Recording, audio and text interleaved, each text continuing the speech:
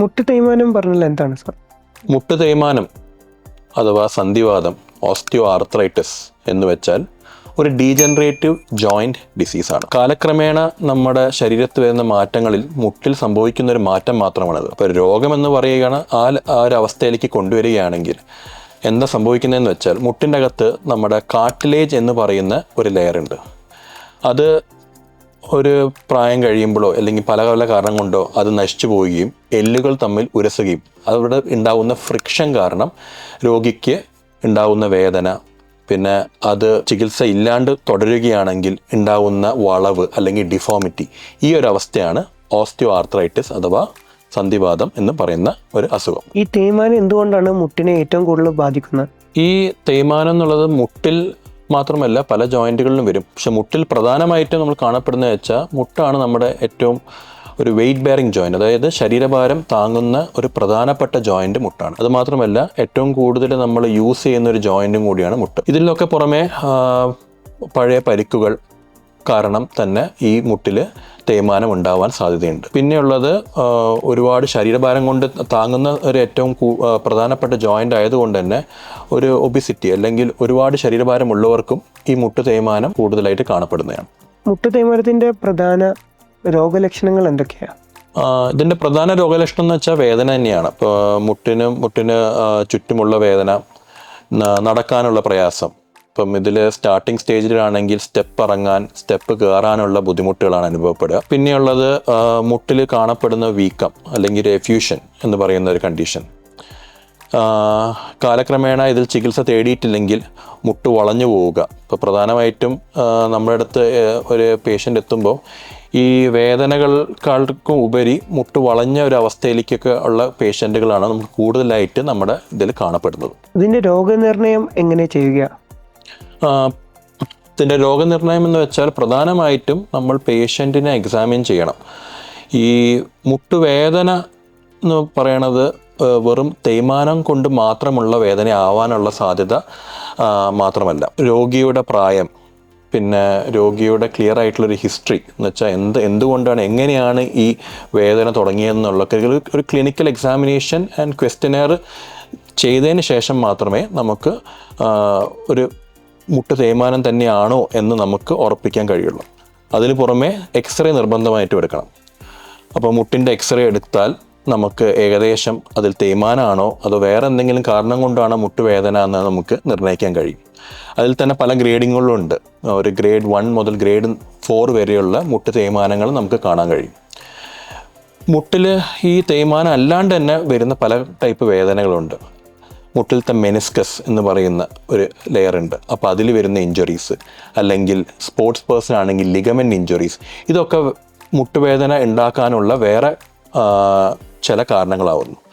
അപ്പോൾ നമുക്ക് എക്സ്റേയിലാണ് പ്രധാനമായിട്ടും ഇതിൽ മുട്ട് തേയ്മാനം ആണോ അല്ലയോ എന്ന് നമുക്ക് ഉറപ്പ് വരുത്താൻ കഴിയുള്ളൂ. നേരെ മറിച്ച് ഈ പറയുന്ന ലിഗമെൻ്റ് ഇഞ്ചുറിയോ മെനിസ്കൽ ഇഞ്ചുറിയോ ആണെങ്കിൽ നമുക്ക് വേണമെങ്കിൽ MRI സ്കാൻ അല്ലെങ്കിൽ ആ സ്കാനൊക്കെ ചെയ്യുമ്പോഴാണ് അതിലൊരു രോഗനിർണയം എന്ന രീതിയിൽ നമുക്ക് ഉറപ്പ് വരുത്താൻ കഴിയുള്ളൂ.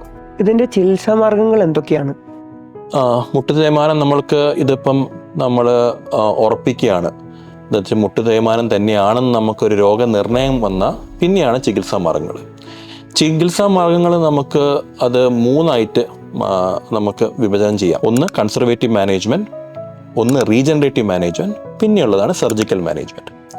ഇപ്പോൾ ഞാൻ പറഞ്ഞതുപോലെ തന്നെ ഇപ്പം നമുക്ക് 4 ഗ്രേഡിംഗ് ആയിട്ട് നമുക്ക് മുട്ട് തേയ്മാനത്തിനെ നമുക്ക് ഗ്രേഡ് ചെയ്യുകയാണെങ്കിൽ ഒരു ഗ്രേഡ് 1 to ഗ്രേഡ് 2 അങ്ങനെ നമ്മുടെ അടുത്ത് പേഷ്യൻ്റ് വരാനുള്ള സാധ്യത കുറവാണ്. എന്നാലും ഗ്രേഡ് 1 ഗ്രേഡ് 2 ആണെങ്കിൽ നമുക്ക് കൺസർവേറ്റീവ് ലൈൻ ഓഫ് ട്രീറ്റ്മെൻറ്റ് എന്ന് പറയും. ഈ കൺസർവേറ്റീവ് ലൈൻ ഓഫ് ട്രീറ്റ്മെൻറ്റ് എന്ന് നമ്മൾ ഉദ്ദേശിക്കുന്നത് പ്രധാനമായിട്ടും ഫിസിയോതെറാപ്പി, പിന്നെ വേദന ഒക്കെ കൊടുക്കാനുള്ള ടാബ്ലറ്റ്സ്, പിന്നെ ഈ കാർട്ടിലേജ് പ്രൊട്ടക്റ്റീവ് ഏജൻറ്റ്സ് എന്ന് പറയുന്ന കുറച്ച് ഗുളികകൾ, അതിലും ചെയ്യാൻ കഴിയും. ഫിസിയോതെറാപ്പിക്ക് ശരിക്കും വളരെ വലിയൊരു റോളുണ്ട്. ഇപ്പോൾ നമുക്ക് എക്സസൈസും ഇതൊക്കെ ചെയ്യുമ്പോൾ തന്നെ അത്യാവശ്യം രക്തോട്ടവും ഇതൊക്കെ വരുമ്പം മുട്ടിലുള്ള വേദനയ്ക്ക് അതൊരു അത്യാവശ്യം ഒരു ശമനം കിട്ടും. പക്ഷെ ഇതൊരു ഗ്രേഡ് 1 അല്ലെങ്കിൽ ഒരു ഗ്രേഡ് 2 എന്ന രീതിയിലുള്ള മുട്ട് തേയ്മാനത്തിനുള്ള ചികിത്സയാണ്. രണ്ടാമത് വരുന്നതാണ് നമുക്ക് ഈ റീജനറേറ്റീവ് ട്രീറ്റ്മെൻറ്റ് എന്ന് പറയുന്നത്. അതിൽ പല ടൈപ്പ് ഇഞ്ചക്ഷനുകൾ ഇപ്പം വിപണിയിൽ അവൈലബിൾ ആണ്. ഈ ഹയർലാനിക് ആസിഡ് ഇഞ്ചക്ഷൻ, അല്ലെങ്കിൽ ലോക്കൽ സ്റ്റിറോയിഡ് ഇഞ്ചക്ഷൻ. അതൊക്കെ ചെയ്യുമ്പം കുറച്ചും കൂടി നമുക്ക്, പക്ഷെ അതും ഒരു ഗ്രേഡ് 2 അല്ലെങ്കിൽ ഒരു ഗ്രേഡ് 3 ആ ഒരു സ്റ്റേജിലാണ് അത് ഫലപ്രദമായിട്ട് കാണുന്നത്.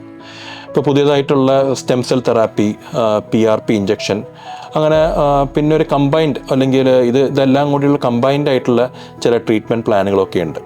പക്ഷേ ഇതൊക്കെ എന്തുതന്നെയാണെങ്കിലും ഇതൊക്കെ ഇപ്പോഴും ഒരു സ്റ്റഡി എന്ന ഒരു ടൈം പീരീഡിലാണ് ഇപ്പോഴും ഉള്ളത്. അപ്പോൾ അതിൻ്റെ ഫലപ്രദമാണോ അല്ലയോ എന്ന് ചോദിച്ചാൽ നമുക്കതിന് തീർത്ഥമായിട്ടൊരു ഉത്തരം ഇപ്പോൾ പറയാൻ കഴിയില്ല. പിന്നെ ഉള്ളതാണ് സർജിക്കൽ മാനേജ്മെൻറ്റ്.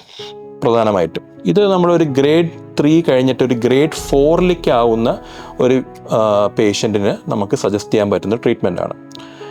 അത് ഗ്രേഡ് 4 ആകുമ്പോഴേക്കും നമുക്ക് എന്താണെങ്കിലും ഇനി ബാക്കി മരുന്നുകളോ ഫിസിയോതെറാപ്പി കൊണ്ടോ വ്യത്യാസങ്ങൾ വരാൻ സാധ്യതയില്ലെങ്കിൽ നമുക്ക് തീർച്ചയായിട്ടും ഓപ്പറേഷൻ മാത്രമേ കഴിയുള്ളൂ. ഓപ്പറേഷൻ തന്നെ ഈ മുട്ട് മാറ്റി വെക്കുന്ന ഓപ്പറേഷൻ മാത്രമല്ല ഉള്ളത്. നമുക്ക് അതിൽ തന്നെ ഇപ്പം പ്രധാനമായിട്ടും നമുക്ക് മുട്ട് വളഞ്ഞു പോകുന്നതുകൊണ്ട് ഈ അലൈൻമെൻറ്റ് പ്രോബ്ലം കൊണ്ട് തന്നെ മുട്ട് തേയ്മാനം വളരെയധികം ഉണ്ടാവുക. അപ്പോൾ ആ അലൈൻമെൻറ്റ് കറക്ഷൻ എന്ന് പറഞ്ഞ സർജറികളുണ്ട്.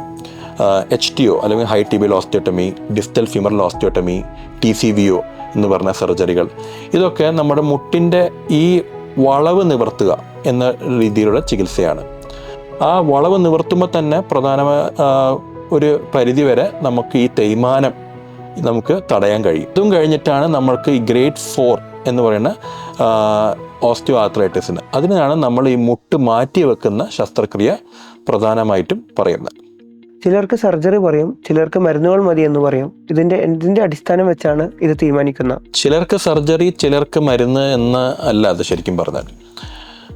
നമുക്ക് ഇപ്പം ഞാനിപ്പോൾ പറഞ്ഞ മാതിരി തന്നെ ഒരു 55-60 വയസ്സിന് ശേഷമുള്ള സർജറി. പക്ഷേ age is just A number. അപ്പോൾ നമുക്കൊരിക്കലും അങ്ങനെ ഈ പ്രായത്തിൽ മാത്രമേ ഓപ്പറേഷൻ ചെയ്യാൻ പാടുള്ളൂ, ഈ പ്രായത്തിൽ മാത്രമേ മരുന്ന് കഴിക്കാൻ പാടുള്ളൂ എന്ന് അങ്ങനെയൊന്നുമില്ല. ഇതെന്ന് വെച്ചാൽ ഒന്നാമത് പലപ്പോഴും എൻ്റെ OP-കളിൽ ചില പേഷ്യൻസ് അല്ലെങ്കിൽ പേഷ്യൻ്റെ ബൈസ്റ്റാൻഡർ എക്സ്റേയും കൊണ്ടാണ് വരിക, സാറേ ഇതിന് മുട്ട് മാറ്റി വെക്കണോ വേണ്ടയോ എന്ന്. അപ്പോൾ അത് കൃത്യമായിട്ട് നമുക്കൊരു ഉത്തരം പറയാൻ കഴിയില്ല. കാരണം നമുക്ക് പേഷ്യൻ്റ് എന്താണ്, പേഷ്യൻ്റെ ബുദ്ധിമുട്ട് എന്താണെന്ന്. ഇപ്പോൾ ചിലപ്പം ഒരു ഗ്രേഡ് 3 ഉള്ള ഒരു പേഷ്യൻറ്റിന് ചിലപ്പോൾ ഒരിക്കലും മുട്ടുവേദന ആ ആർത്രൈറ്റിസ് കാരണം ചിലപ്പോൾ ഉണ്ടാവത്തില്ല.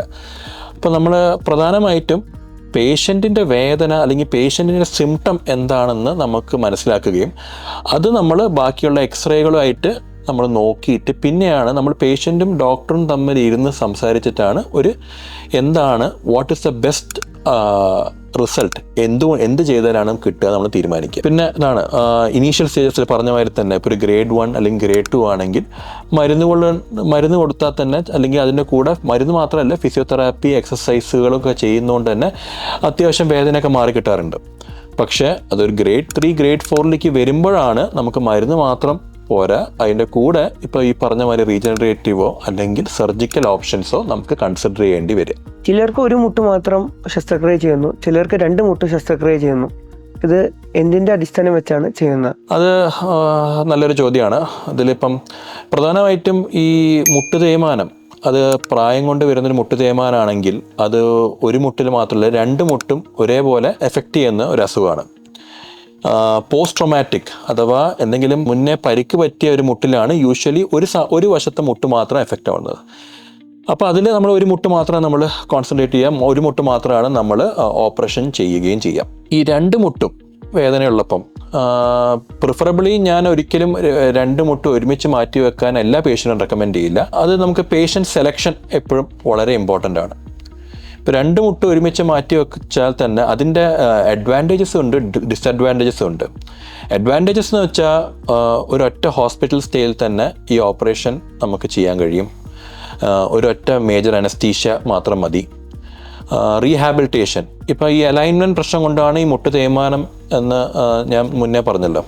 അപ്പോൾ നമുക്ക് 2 മുട്ടും ഒരേ സമയം ചെയ്യുന്നതുകൊണ്ട് ഒരേ സമയം ആ മുട്ടിലത്തെ വളവ് നിവർത്താനും ഒരേ സമയം മുട്ട് മാറ്റിവെക്കുകയും ചെയ്യുന്നതുകൊണ്ട് പേഷ്യൻറ്റിന് കുറച്ചും കൂടി ബെറ്റർ ഔട്ട്കം കിട്ടാൻ നല്ല സാധ്യതയുണ്ട്.